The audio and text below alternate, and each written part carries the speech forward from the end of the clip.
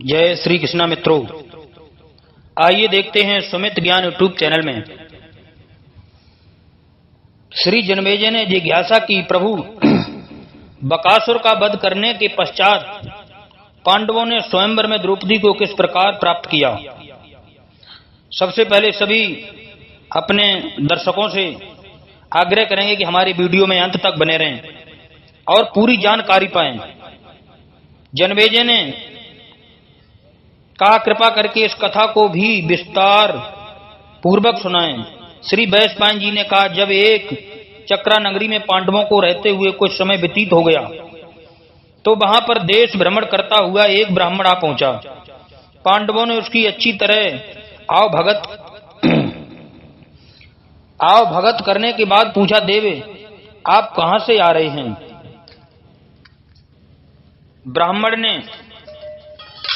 ब्राह्मण बोला, मैं पांचाल नरेश द्रुपद के यहां से द्रौपदी के स्वयंवर की तैयारी देखकर आ रहा हूं। वहां अनेक देशों के राजा पधार रहे हैं और कितने वहां एकत्रित हो चुके हैं। इस पर पांडवों ने पूछा, देव द्रौपदी कौन है और उनका जन्म कैसे हुआ, वह रूप एवं गुण इत्यादि में कैसी है, कृपया समझाकर कहें। ब्राह्मण बोला, पांडवगढ़ गुरु द्रोण से परास्त होने के उपरांत द्रुपद अत्यंत लज्जित हुए और उन्हें किसी तरह से नीचा दिखलाने का उपाय सोचने लगे। इसी चिंता में एक बार वे घूमते हुए कल्याणी नगरी के पास एक ब्राह्मणों की बस्ती में जा पहुंचे। वहां उनकी भेंट महान कर्मकांडी याज उपयाज नामक ब्राह्मणों से हुई। राजा द्रुपद ने उनकी सेवा करने के बाद उनसे द्रोणाचार्य के मारने का उपाय पूछा। यह सुनकर बड़े भाई याज ने कहा, इसके लिए एक विशाल यज्ञ का आयोजन करना होगा, जिससे अग्निदेव को प्रसन्न कर उनसे बलशाली पुत्र प्राप्त करने का आशीर्वाद प्राप्त किया जाएगा। राजा द्रुपद इस पर प्रसन्न होकर बोले, आप इस यज्ञ को संपन्न करें, मैं इसके बदले 1 करोड़ गाय दूंगा। तत्पश्चात याज और उपयाज पांचाल नगर में आकर यज्ञ करने लगे। अग्नि देवता ने प्रसन्न होकर उन्हें एक ऐसा पुत्र दिया जो संपूर्ण आयुध एवं कवच कुंडल से युक्त था। इसके बाद उसी कुंड से एक बालिका उत्पन्न हुई, जिसके नेत्र खिले हुए कमल के समान देदीप्यमान तथा भौम चंद्रमा के समान वक्र थी। श्याम मल वरण वाली यह बालिका चारों ओर कमल की तरह सुगंध फैला रही थी। अग्नि से उस बालिका के उत्पन्न होते ही एक आकाशवाणी सुनाई दी। इस बालिका की उत्पत्ति क्षत्रियों के संहार और कौरवों के विनाश हेतु हुई है। यह सुनकर द्रुपद अत्यंत प्रसन्न हो उठे। उन्होंने बालक का नाम धृष्टद्युम्न तथा बालिका का नाम कृष्णा रखा। राजा द्रुपद ने उस बालक को अस्त्र शिक्षा प्राप्त करने हेतु गुरु द्रोणाचार्य के पास भेजा। द्रोणाचार्य धृष्टद्युम्न को अपना शत्रु जानते हुए भी उसे बड़े प्रेम से अस्त्र विद्या सिखाने लगे। इतनी कथा सुनने के बाद जन्मेजय ने कहा, देव ये द्रौपदी पूर्व जन्म में कौन थी। श्री वैशंपायन जी बोले, सुनो, मैं तुम्हें द्रौपदी के पूर्व जन्म की कथा भी सुनाता हूं। पांडवों को जैसे जैसे द्रौपदी के रूप लावण्य के बारे में जानकारी हुई, वैसे वैसे उनके मन की व्याकुलता बढ़ने लगी। उनके मन में पांचाल जाकर उसके दर्शन की इच्छा जागृत होने लगी। इसी समय अचानक वहां वेद व्यास जी आ पहुंचे। कुशल क्षेम के पश्चात उन्होंने पांडवों को आदेश दिया कि तुम सब लोग पांचाल देश चले जाओ। वहां द्रुपद कन्या पांचाली का स्वयंवर होने जा रहा है। वह कन्या तुम लोगों के सर्वथा योग्य है, क्योंकि पूर्व जन्म में उसने 5 बार उत्तम पति प्राप्त होने का वरदान मांगा था। भगवान शंकर ने यह सुनकर कहा, अगले जन्म में तुम्हें 5 उत्तम पति ही प्राप्त होंगे, इसलिए वह देव स्वरूपा बालिका सब भांति से तुम लोगों के योग्य ही है। इसलिए तुम लोग वहां जाओ और उसे प्राप्त करो। इतना कहकर वेद व्यास जी वहां से चले गए और पांडवों ने तुरंत पांचाल देश को प्रस्थान किया। श्री वैशंपायन जी ने कहा, राजन, पांचाल देश की यात्रा करते करते पांडवों को कई दिन व्यतीत हो गए। सहसा एक दिन रात को अर्जुन अपने माता पिता और भाइयों के अपने माता और भाइयों के साथ मशाल लेकर चलते हुए श्रायण तीर्थ पर आ पहुंचे। वहां चित्ररथ नामक गंधर्व राज अपनी स्त्रियों के साथ गंगा जी में विहार कर रहा था। पांडवों को दूर से देखकर वह बोल उठा, खबरदार, जो इस ओर आए इसे समझ लो यहाँ गंधर्वों का राज चित्ररथ अपनी स्त्रियों के सहित विहार कर रहा है, क्योंकि रात के समय जल पर पूर्ण रूप से यक्ष गंधर्व और राक्षसों का ही अधिकार होता है। अर्जुन यह सुनते ही बोल उठे, अरे मूर्ख, नदी पहाड़ समुद्र पर किसी का भी कोई अधिकार नहीं होता। फिर गंगा तो सबकी माता है, इन पर तो किसी का अधिकार हो ही नहीं सकता। इस बात से क्रोधित होकर चित्ररथ अर्जुन पर विषैले बाणों का प्रयोग करने लगा। अर्जुन कहां चूकने वाले थे, वे अग्नेय बाणों का प्रयोग करने लगे। अग्नेय अस्त्र के प्रयोग करते ही चित्ररथ कांपते हुए पृथ्वी पर गिर पड़ा। उस समय अर्जुन उसके बालों को पकड़ उसे घसीटते हुए युधिष्ठिर के पास ले गए। पति की दुर्दशा को देखकर कुंभ मानसी नामक उसकी पत्नी रोती हुई बिलखती हुई युधिष्ठिर के पास पहुंची और उनसे अपने पति के प्राणों की भीख मांगने लगी। स्त्री की प्रार्थना पर युधिष्ठिर ने उसे मुक्त कर दिया। पांडवों का बल पौरुष देखकर चित्ररथ ने अर्जुन से मित्रता कर ली। इसके बाद गंधर्व ने मित्रता के नाते पांडवों को चाक्षुषी विद्या का प्रयोग बताया, जिससे वे हर सूक्ष्म से सूक्ष्म वस्तु देख सकते थे, किंतु वे किसी को दृष्टिगोचर नहीं हो सकते थे। इसके बदले अर्जुन ने गंधर्व राज को अग्नेय अस्त्र की कला सिखलाई। तत्पश्चात गंधर्व राज ने सलाह दी, तप्ती नंदन, आप लोगों को अपने साथ एक पुरोहित अवश्य रखना चाहिए, क्योंकि ब्राह्मणों की सहायता से मनुष्य असंभव से असंभव कार्य भी करने में समर्थ हो जाता है। इसके बाद गंधर्वराज अपने लोक को चले गए। जनमेजय ने प्रश्न किया, प्रभु, अर्जुन को गंधर्वराज ने तप्ती नंदन किस कारण कहा? श्री वैशंपायन जी ने कहा, राजन, तप्ती सूर्य की पुत्री का नाम था। वह सावित्री की बहन थी। उसका रूप अतुलनीय था। उन्हीं दिनों पुरुवंश के विख्यात राजा रक्ष के संवरण नामक पुत्र ने भगवान सूर्य की आराधना करते हुए उन्हीं के समान तेज प्राप्त कर लिया था। एक दिन आखेट करते समय उन्हें पहाड़ की एकांत चोटी पर एक कन्या दिखाई दी। वह और कोई नहीं बल्कि स्वयं तप्ती थी।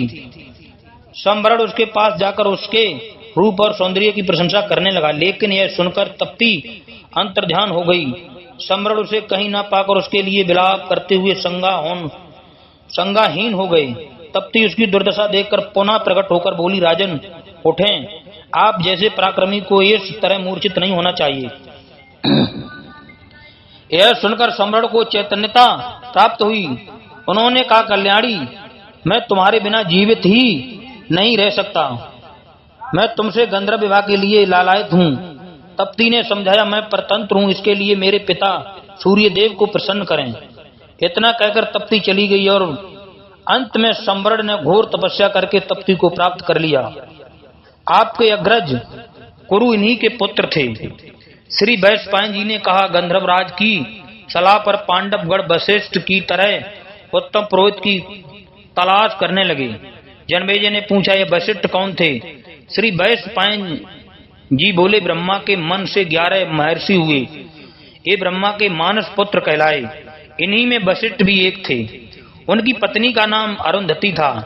एक बार उनके आश्रम में शिकार खेलते हुए गाद ऋषि के पुत्र विश्वामित्र अपने साथियों सहित आ पहुंचे। वहां वशिष्ठ ने कामधेनु की पुत्री नंदिनी गाय की कृपा से उन सब का बड़ा आदर सत्कार किया।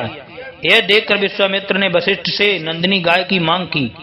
वशिष्ठ जी बोले, राजन, यह मानो वांछित फल देने वाली गाय मेरे अतिरिक्त और किसी के पास नहीं रह सकती। विश्वामित्र को यह सुनकर क्रोध आ गया और वे उसे बलपूर्वक खोल कर ले जाने लगे। नंदिनी भागती हुई वशिष्ठ के पास जा पहुंची और बोली, महर्षि, ये लोग मुझे डंडे से प्रहार करते हुए बलपूर्वक ले जा रहे हैं, आप इसके लिए कुछ करें। वशिष्ठ बोले, मैं अपनी क्षमा को नहीं त्याग सकता, इसलिए असमर्थ हूं, तुम अपनी रक्षा स्वयं कर लो। यह सुनकर नंदिनी ने तुरंत एक हुंकार भरी। फिर क्या था, उसके शरीर से द्रविड़, शक, यवन, मलेक्ष, इमानून, सिंगली हूड़ आदि पैदा हो गए और उन्होंने युद्ध करते हुए विश्वामित्र की सेना को 12 कोस तक भाग दिया।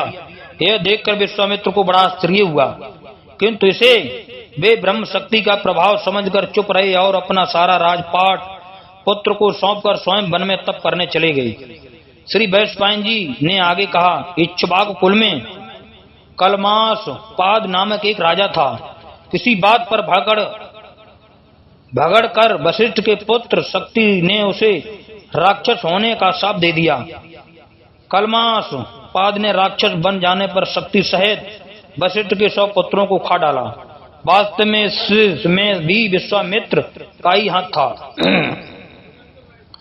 उन्होंने कलमास पाद के शरीर में किंकर नामक दैत्य को प्रवेश करवा दिया था। यद्यपि वशिष्ठ को इसका पता चल गया था, लेकिन उन्होंने अपनी क्षमा भावना को नहीं त्यागा। सहसा एक दिन उनकी पुत्र वधू को खाने के लिए कलमास पाद ने उस पर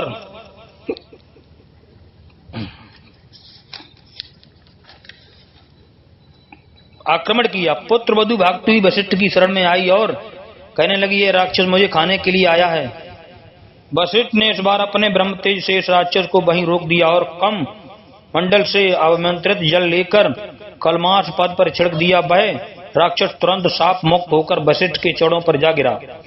वशिष्ठ ने उसे क्षमा करते हुए पुत्रवान होने का आशीर्वाद दिया। उसके बाद उनकी पुत्र वधू भी आकर उन्हीं के आश्रम में रहने लगी। यहीं पराशर का जन्म हुआ। बड़े होने पर जब पराशर को इस बात का पता चला कि उनके पिता को राक्षस ने खा लिया है, तो उनके क्रोध की सीमा न रही। वे राक्षसों के नाश के लिए महायज्ञ करने लगे, लेकिन बाद में पुलस्त्य ऋषि और महर्षि वशिष्ठ के समझाने पर उन्होंने इस यज्ञ को बंद कर सबको क्षमा कर दिया। श्री वैशंपायन जी बोले, पांडुनंदन पांडव देवल के कनिष्ठ भाई धौम्य को अपना पुरोहित मानकर द्रौपद नगर की ओर चल पड़े। मार्ग में द्रौपद नगर जाने के लिए उन्हें कुछ और ब्राह्मण भी मिले। इधर राजा द्रौपद के मन में भी यही अभिलाषा थी कि उनकी पुत्री द्रौपदी का विवाह अर्जुन के साथ ही संपन्न हो जाए। इसलिए उन्होंने आकाश में एक मत्स्याकार यंत्र टंगवाया जो बराबर घूमता रहता था।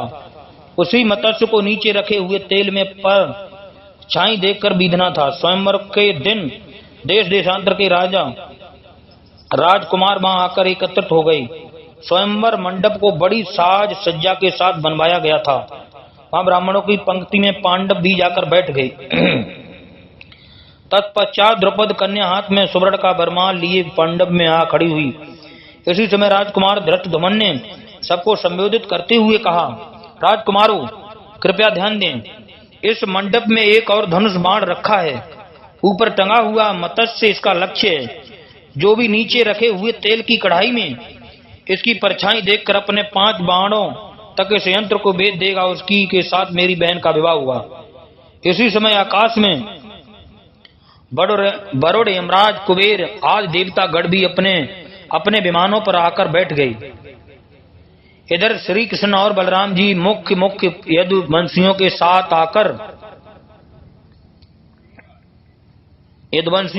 आकर अपने अपने आसनों पर विराजमान हो गए।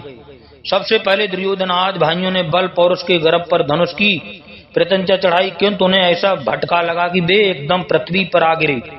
कौरवों की दुर्दशा देखकर कर्ण उठा, किंतु द्रौपदी उसी चढ़ बोल उठी, मैं सूत पुत्र का वरण नहीं कर सकती। कर्ण ने लज्जित होकर धनुष बाण रख दिया। तत्पश्चात जरासंध, शल्य, शिशुपाल आदि अनेक राजाओं ने धनुष उठाने की चेष्टा की, किंतु सबकी वही दुर्दशा हुई। इसी समय अर्जुन के मन में भी लक्ष्य भेद की अभिलाषा हुई। वे तुरंत इसके लिए उठ खड़े हुए। ब्राह्मण समुदाय अभी तक उसे ब्राह्मण ही समझते थे, इसीलिए वे बोल उठे, आओ ब्राह्मण, तेरा मनोरथ सिद्ध होगा। अर्जुन ने धनुष के पास पहुंचकर उसे बिना श्रम के ही उठा लिया और एक ही बाण चलाकर अपने लक्ष्य का भेदन किया। उनकी इस सफलता से चारों ओर कोलाहल मचने लगा और ब्राह्मण मंडली हर्षित होकर अपने दुपट्टे हवा में लहराने लगी।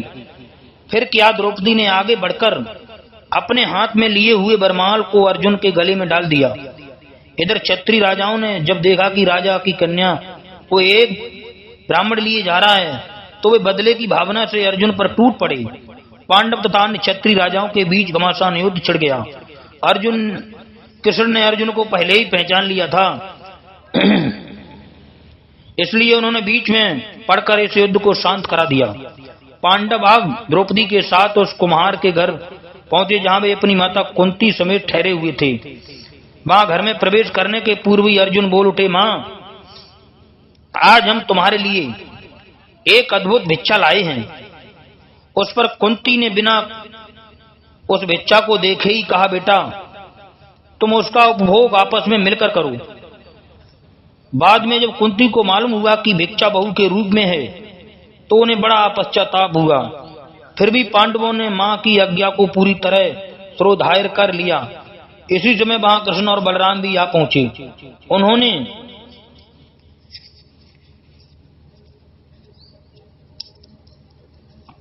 उसी समय वहां कृष्ण और बलराम आ पहुंचे। उन्होंने आकर के अपनी बुआ कुंती के चरण छूकर उनसे आशीर्वाद मांगा। किंतु कुशल क्षेम के बाद युधिष्ठिर ने श्री कृष्ण से पूछा, भगवान, इस अज्ञातवास में आपने हमें पहचाना कैसे? श्री कृष्ण ने कहा, भीम अर्जुन के पराक्रम को देखकर तुम्हें पहचानने में कौन भूल करेगा। इसके बाद वे दोनों विदा होकर अपने डेरे पर लौट आए। तत्पश्चात चारों भाई भिक्षा मांग कर लाए और युधिष्ठिर के सामने रख दिया। उसे देखकर कुंती ने द्रौपदी से कहा, देवी, इस भिक्षा में से तुम पहले देवताओं के अंश निकालो, फिर ब्राह्मणों को भिक्षा दो, फिर उसमें से जो शेष हो उसमें आश्रितों का अंश निकालो, फिर उस शेष में से आधा भीम को दो और बाकी की इच्छा इससे करके हम लोग खाएंगे। पतिव्रता द्रौपदी ने उस आदेश का यथाविधि पालन किया। फिर कुशासन पर मृग चरम बिछाकर सब अपने अपने आसन पर लेट गई। द्रौपदी माता कुंती के पैरों की ओर सोई। इधर धृष्टद्युम्न उन्हें पहचानने के लिए उनके पीछे पीछे लगे रहे। उनके रहन सहन को देखकर धृष्टद्युम्न को विश्वास हो गया कि ये वास्तव में देश में कोई युद्ध है। इसके बाद राजा द्रुपद ने उनकी परीक्षा के लिए उन्हें अपने महल में आमंत्रित किया। उनके बुलाने हेतु 4 रथ भेजे गए। उनमें एक पर कुंती और द्रौपदी बैठी, शेष पर 5 पांडव बैठे। महल में पहुंचने के उपरांत द्रौपदी और कुंती रनवास में चली गईं। शेष पांडवों के लिए राजा द्रुपद ने स्वर्ण आसन मंगवाया और उनका बड़ा आदर सत्कार किया। उनमें सर्वोत्तम भोजन कराने के बाद द्रौपदी ने पांडवों को वह जगह दिखलाई जहां उनकी परीक्षा हेतु विभिन्न वस्तुएं एकत्रित की गई थी। वहां किसी कमरे में धनुष बाण इत्यादि युद्ध की सामग्रियां थीं तो किसी में रत्नों के ढेर थे। पांडवों को वह स्थान अधिक पसंद आया जहां युद्ध की सामग्रियां रखी थीं। भीम ने उसमें रखी हुई एक गदा उठाई और अर्जुन ने तीरों से भरा तरकस लिया। शेष पांडवों ने किसी बल्लभ तो किसी ने परसा पसंद किया। अस्त्रों के प्रति उनकी इस तरह की रुचि देखकर राजा द्रुपद को विश्वास हो गया कि वे अवश्य क्षत्रिय हैं। फिर भी अपनी उस भावना को छिपाकर उन्होंने पूछ ही लिया, भद्र पुरुष, कृपया बताएं कि आप लोग ब्राह्मण, क्षत्रिय, वैश्य अथवा शूद्र किस जाति के हैं? यह सुनकर युधिष्ठिर ने कहा, राजन, वास्तव में हम लोग पांडु पुत्र हैं। मैं स्वयं युधिष्ठिर हूँ और शेष मेरे छोटे भाई भीम, अर्जुन, नकुल, सहदेव हैं। मेरी माता कुंती द्रौपदी के साथ ही रनवास में हैं। युधिष्ठिर की बात सुनकर राजा द्रुपद आनंद विभोर हो उठे और वो कहने लगे, सचमुच भगवान ने मेरी इच्छा पूरी कर दी है, क्योंकि मैं बहुत दिनों से चाहता था कि मेरी पुत्री का विवाह वीरवर अर्जुन के साथ ही हो। अब आप अपने कनिष्ठ भ्राता अर्जुन को आदेश दें कि वे द्रौपदी के साथ विधिवत बाण ग्रहण करें। यह सुनकर युधिष्ठिर बोली, राजन, द्रौपदी का विवाह तो हम 5 भाइयों के साथ होना है। राजा द्रौपदी ने आश्चर्यचकित होकर कहा, पांडुपुत्र एक कैसे संभव हो सकता है? एक पुरुष की अनेक पत्नियां होती हुई सुनी होंगी गई हैं, किंतु एक स्त्री के 5 पति हों ऐसा कभी नहीं सुना गया। युधिष्ठिर ने उत्तर दिया, राजन, मैं कभी मिथ्या भाषण नहीं करता, न कोई कार्य शास्त्र या धर्म के विरुद्ध करता हूँ, लेकिन इसके लिए मेरी माता का आदेश है कि हम 5 भाई द्रौपदी रूपी भिक्षा का उपभोग मिलकर जुलकर करें। अतः उस आदेश की किसी प्रकार अवहेलना नहीं हो सकती। राजा द्रुपद और युधिष्ठिर इस तरह की बातें कर ही रहे थे कि वहां वेद व्यास जी आ पहुंचे। उनका उचित स्वागत सत्कार करने के बाद राजा द्रौपदी ने उनसे भी वह बात पूछी। उनके संदेह को दूर करने के लिए वेद व्यास जी बोले, वास्तव में एक स्त्री के अनेक पति होना लोकाचार के विपरीत है, लेकिन पूर्व जन्म के संस्कारों को कौन मेट सकता है। वास्तव में द्रौपदी ने पूर्व जन्म में भगवान शंकर के 5 बार उत्तम पद प्राप्त का वर मांगा था। उसी वरदान के प्रभाव से इस जन्म में द्रौपदी के 5 पति होंगे। इसके बाद उन्होंने राजा द्रौपदी को दिव्य चच देकर उन्हें द्रौपदी और पांडवों के दिव्य रूप का दर्शन कराया। राजा ने जानकारी प्राप्त कर 5 भाइयों के साथ द्रौपदी का विवाह की स्वीकृति दे दी। वह सिपाही जी ने कहा, राजन, द्रौपद राज की स्वीकृति मिल जाने पर वेद व्यास जी बोले, इस विवाह का शुभ मुहूर्त आज ही है, इसे हर सूरत से आज ही संपन्न होना चाहिए। राजा द्रौपदी ने विवाह की सारी सामग्री जुटा ली और इसके बाद द्रौपदी का पाठ ग्रहण सर्वप्रथम युधिष्ठिर फिर शेष अन्य भाइयों से करा दिया। इस विवाह में विचित्रता यह थी कि नारद के आशीर्वाद से द्रौपदी प्रतिदिन कन्या रूप को प्राप्त हो जाया करती थी। विवाह के बाद में राजा द्रौपदी ने दहेज के रूप में पांडवों को 100 हाथी, 100 रथ, अनगिनत दास दासियां तथा अनंत धनराशि दहेज के रूप में दिया। इसके बाद पांडव वही राजा द्रौपदी के साथ उन्हीं के महलों में रहने लगे। श्री कृष्ण ने भी इस विवाह की प्रसन्नता में चकड़ों में भरकर अनंत धन राशि तथा मणि जड़ित स्वर्ण भूषण पांडवों के पास भिजवा दिया। जय श्री कृष्ण। मित्रों, हमारे चैनल को सब्सक्राइब करें और भी ज्ञानवर्धक वीडियो आप लोगों के लिए सुनने के लिए मिला करते रहेंगे। जय श्री कृष्ण। राधे राधे।